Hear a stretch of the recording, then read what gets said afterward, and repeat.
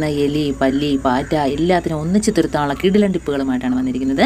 അപ്പോൾ അതിനായിട്ട് നമുക്ക് 2 മുട്ടത്തോട് ഇതേപോലെ ഒന്ന് പൊടിച്ചെടുക്കാം. അപ്പോൾ മിക്സിയിൽ വേണമെങ്കിൽ മിക്സി പൊടിച്ചെടുക്കുക. അതിപ്പോൾ അത്രയും പൊടിഞ്ഞും കിട്ടണമെന്നൊന്നുമില്ല. അതുകൊണ്ടാണ് ഞാനിപ്പോൾ ഇതിങ്ങനെ പൊടിച്ചെടുക്കുന്നത്.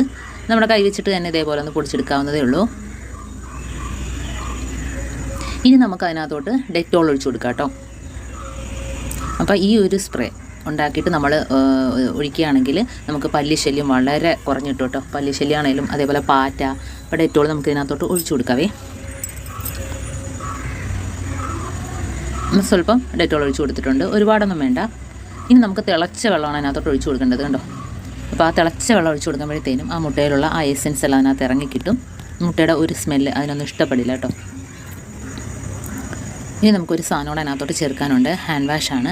അതും ഒരു സ്വല്പം മാത്രം മതി. അപ്പോൾ ഹാൻഡ് വാഷ് ആകുമ്പം ചെറിയൊരു പത അതിനകത്ത് കിട്ടും.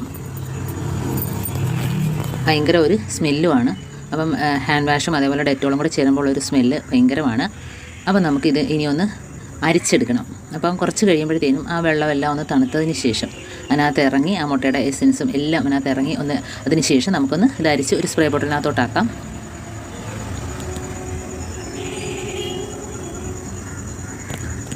അപ്പോൾ ഇത് നമുക്ക് പല്ലിയുള്ള സ്ഥലത്തും അതേപോലെ പാറ്റ, ഉറുമ്പ്, ഈച്ച അങ്ങനെയുള്ള ഏത് ഭാഗത്ത് വേണമെങ്കിലും നമുക്കതൊന്ന് സ്പ്രേ ചെയ്ത് കൊടുക്കാം.